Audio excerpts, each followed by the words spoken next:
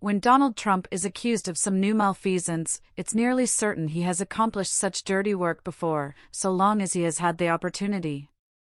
Similarly, when authorities investigate questionable activity that Trump committed within a certain timeframe, it's naive to assume that his prior record is clean. This disturbing yet fundamental observation about Trump keeps finding new ways to reveal itself, thanks to the extraordinary length and breadth of Trump's known criminal resume.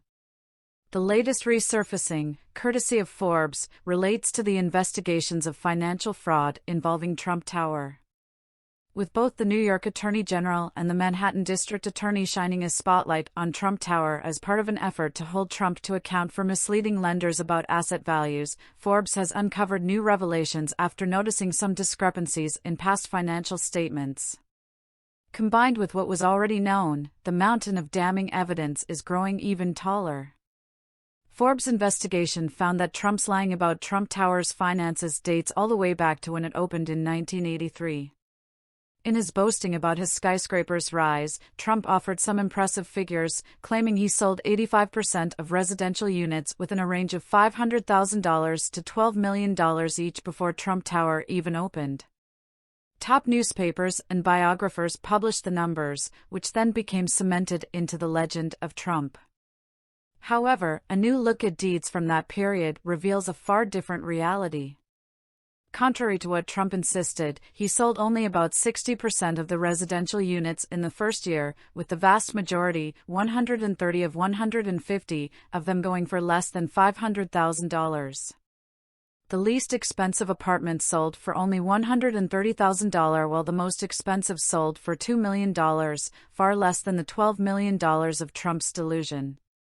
Forbes also found evidence that Trump lied repeatedly about the size of the commercial space at the base of Trump Tower.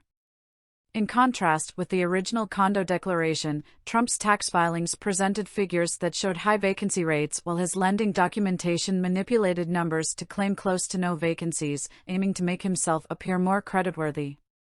Forbes had already caught Trump passing off his 11,000 square foot penthouse as 30,000 square feet, a whopper that is already evidence in the AG and DA investigations.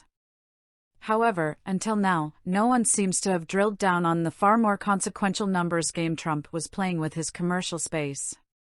Finally, Forbes just revealed a 2015 audio recording of an interview with Trump about his assets that further directly connects him to the lies about his commercial space. At times interrupting Trump's CFO Alan Weisselberg, who sat beside him, Trump excitedly pushed numbers that were even double or triple the figures in his overblown financial statements. So, we now know that the wild manipulation of Trump Tower's financial numbers is as old as the structure itself and included the commercial space. It's also now even clearer that Trump was personally involved in this decades-long deception. Are we surprised?